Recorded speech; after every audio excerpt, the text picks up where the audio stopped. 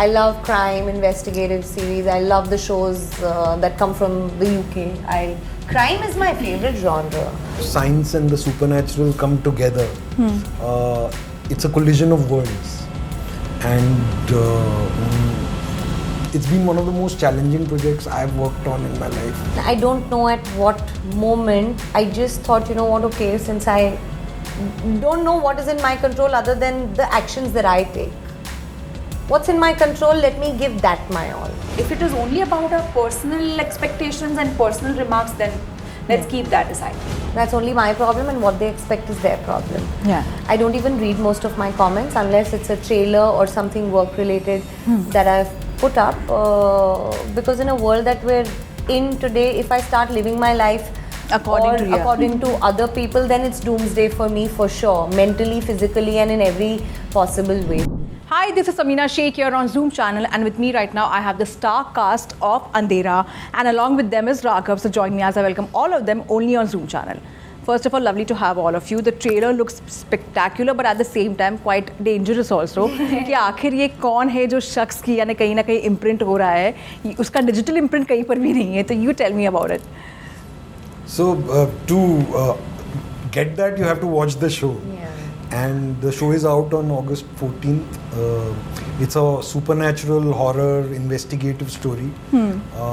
It's about a fearless police officer who's searching for a young woman who's disappeared, and along the way meets a haunted medical student and a paranormal vlogger, and together the three of them are trying to solve this mystery of this woman who's disappeared. Yeah. And then what happens?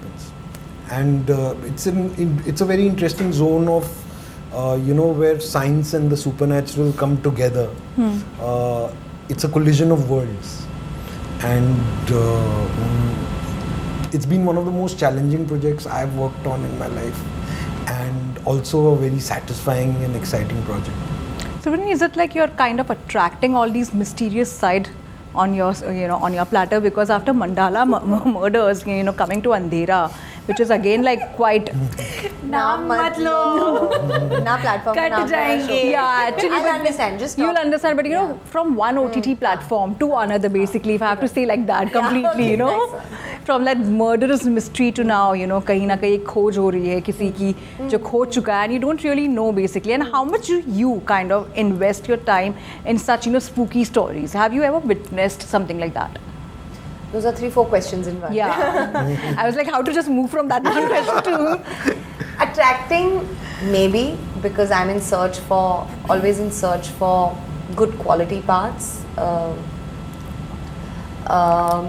things that I haven't explored before, and so I end up, taking them on. That's one part, and I also feel somewhere the parts and those stories kind of choose me. It's it's almost like what you wish for, and then the universe kind of throws it at you. It's probably that, I don't know. yeah. The second part of it was what was the second part? More so because of attracting such characters which are very kind of getting into depth of mysteries, basically unfolding mysteries. So that's my favorite genre to watch also as a viewer. I love crime, investigative series. I love the shows that come from the UK. Crime is my favorite genre. Investigative and very gloomy and very dark in a way. That's my all-time favorite genre. And the opposite side of the spectrum is romance, which is somehow we're deprived of romance or slice of life stories as we speak. Currently, that's not the mahal right now. Yeah. And maybe it is also with some stuff that's doing really, really well. So yeah, I don't remember the next part. The next part was spooky experiences. Any paranormal activities? So there was a spooky experience. I was in Bali with my family. We had 2 villas. Just gonna I just want to kind of have said this earlier. 2x speed mein. So I was in Bali in October. We had 2 villas. It was my entire family, youngsters in one and the elders in the other one. And the youngster wala villa mein, there was that evening when we went, there was a traditional puja that they do, the Balinese style, and they're in their traditional attire. And it was very beautiful. Flowers, 2 beautiful girls. So anyway, so one of my family members took a picture, and ho gaya. The next day, my 6-year-old niece got some allergy on her body. The next day, one of my aunts fell in the pond, safe, but fell in the pond in the next door villa. Yeah. And then the manager of that villa was also very weird, and his energy was a little disturbing energy. Something was off about him. And then the last day, my 23-year-old nephew, we had to call in a doctor and give him an IV. Like back to back every day something was going on. So that day, that family member of mine who had taken that picture, late in the night when the next day we were going to check out and come back to India, fly back, opened his phone and saw the picture, and suddenly he couldn't believe what he saw. Those 2 Balinese women were dressed the same way, but they were smiling, and they suddenly saw 2 Dracula teeth in the picture, and they were like, they were flabbergasted by what they saw, and instant delete of the picture and then delete from the deleted items also. So it was extremely spooky. Like we just felt like there was some sort of an energy around in that particular area that was causing all this upheaval of, some sort of an activity which was like very disturbing. So. Like I just narrated my story to Prajakta. I was saying that we don't realize what is happening, but this entire Labubu craze which is happening, and someone gifted me actually, and ever since I kept it, मैंने जला दिया. I literally jalawed it, because I felt sick. Yeah, I felt sick suddenly, and I literally tripped over my leg. I just tripped over. Nothing happened, and I injured my leg. Oh my mother fell sick. So, and it just happened after that, Labubu coming into my home. So we don't really know. Magic sort of. Have you ever seen that doll? Yeah, and it's you can't even call it a doll. Have you seen Somebody it? recently gifted one to my daughter. Oh my goodness. God! Yeah, it's a craze amongst very, very, very young children. My daughter that day was talking It's about. one of the trends, Labubu. I said, basically. listen, it's very strange. Like, why is not strange? Mama, don't call it strange. It's so cute. I said, teeth like this. Why is anything but cute, yeah? Yeah, it's not cute for They are sure. cute. Please, They are not cute. They are like suddenly something happens. I also found them cute, and then later on when things happen, I was like, let me just burn it and then throw it off. I didn't find it cute. And I did that actually. And to you, like, I saw your in the trailer basically, and I was like, the way you're engrossed in trying to find out what exactly happened, and the way you're convincing your senior that sir aise hota, and policeman like kind of convincing, policewoman convincing that. You tell me, like, if you have kind of experienced something where you have felt like, no, yeah, this is just my thought, or probably someone is playing with my mind, but hell there, something else altogether. Which story should I tell? Wo shortest है? Yeah, मेरे पास minutes कम है. So we'll get more na then. Yeah. A lot of 2x. negative energy thing has. No, I'm talking about the घर का वाला. That's the shorter one. Okay, Yeah. lovely. It's a good energy feeling that I had. So my parents used to live in Dadar. I mean, before marriage, I used to live in Dadar with them. So my Dadar house is like a one railway का डब्बा ऐसे सीधा घर है. मतलब from this end to that end, you can see the entire house. There are rooms, but then you see the entire house like that. My sister and I, we used to sleep in the room that we created from a balcony that was then later taken inside and enclosed kiya hua tha and all of that. So there was a window, like a big open window. In the night, I felt one night, and this I was young. I was probably in my school or maybe first year of college or something like that. I felt that someone has entered in the room from the window inside, walked over my sister and me, and then walked inside the house, waited for a couple of minutes, and I could hear ghungroos. And this wasn't a disturbing energy at all. It was something very calm. There was something very nice about that feeling that someone is walking. You could actually feel that the person is actually walking over you like this. Yeah. And it wasn't my dream. At least at that moment, I thought it's a dream. But then later, I realized that the person is walking inside the house, taking the round, went to where my parents slept, and sat there. And then after some point, disappeared. Now the next morning, I told my parents that this is what I felt last night. and my father told me this is exactly what I felt, that someone is sitting next to me. Wow. Goodness. Okay. And we call this this energy, if I have to use a positive name to it, we call it Vastu Purush. A lot of times every household, people say that every household has a Vastu Purush. It's a goddess of that Vastu, Okay. who comes to see whether you all are okay, to look after you. They won't do any harm to you. It's just the pure good energy of that house. So Vastu Purush is Vastu's goddess of the Vastu. Yeah. That's it. So I think my dad that next morning told me that it's maybe Vastu Purush that you felt, because he also heard the ghumru sounds. He also felt that someone came and sat next to him. Yeah. But I think this is a good energy. We call It's a it positive good. energy. Yeah. Like not the Dracula ones, Yeah. at Not like least. Labubu. Yeah, the vampire. Yeah, not the Labubu Not like also. the Yeah. Labubu, not the vampire teeth, nothing like that. But sir, to you also, making a story like this, and especially working on something like that to keep people hooked onto it, and a genre which is again very difficult to crack down. Like how comedy is, we do feel like it's not very easy to make people laugh. Similarly, to make people scared or like wanting to, kind of play that on their mind is not that easy. How was it for you? What was challenging for you while working on this one?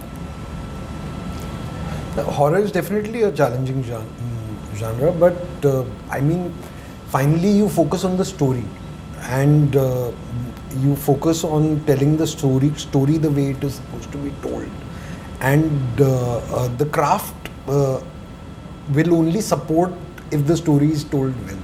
Yeah. So unless the audience feels connected to the characters, unless the audience is feeling the emotions the characters are feeling, if the character is in a situation where they are feeling scared, the audience feels for the character, then they will also fear. They'll feel the fear.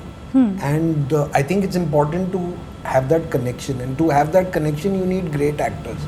And I was lucky enough to have actors who believed in our vision, who were willing to go that extra mile and work with that. And I had technicians who were there to support the vision that we had, and we had great producers to back it. So it didn't feel very difficult really to achieve it. It just took time.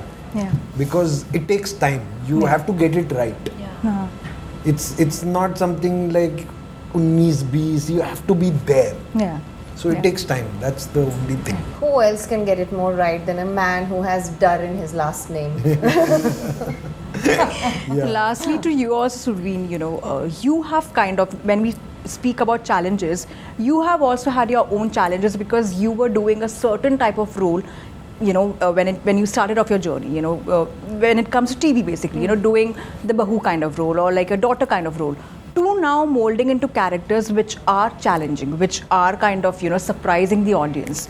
It took you your own time to kind of, just work your way out. How it was for you throughout the years to kind of, get those correct roles also?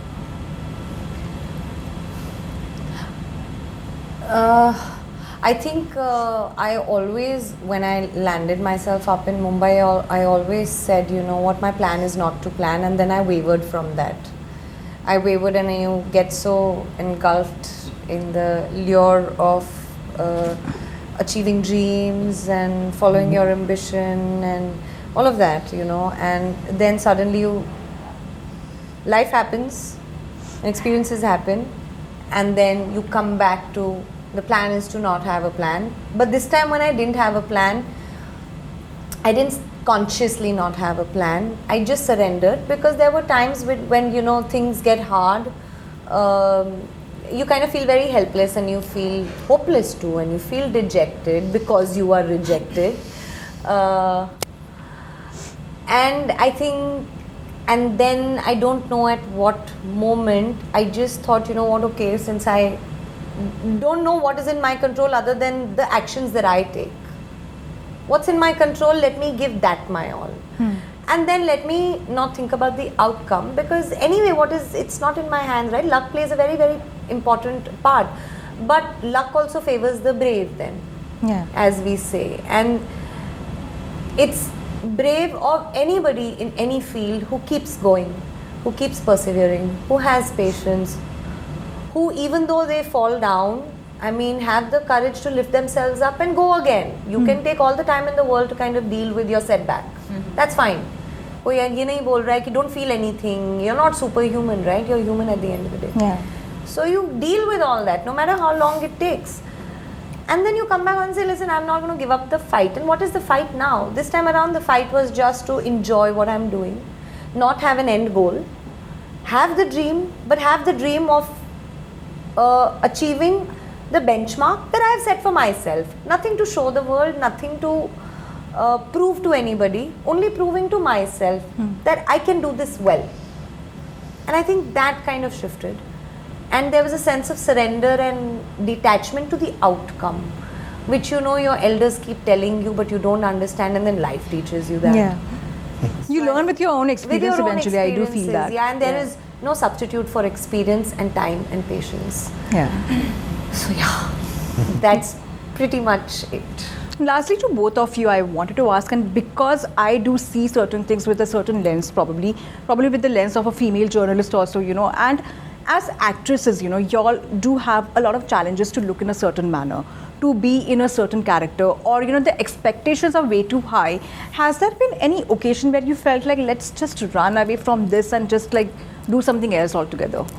Like what kind of expectations? Expectations basically like when you are doing a certain character, a certain role also, you have to look in a certain manner, or probably you get into that shape, or probably the expectations on social media also, you know, when your fans are basically commenting or wanting you to look in a certain manner only. When I say so, basically, you're Surveen Chawla. As an actress, we know you. But because your first character was of, you know, of that girl, probably your fans kind of relate to that more, you know, than, you know, what you are as a person. It's not my job to take care of the expectations of people for the way I look.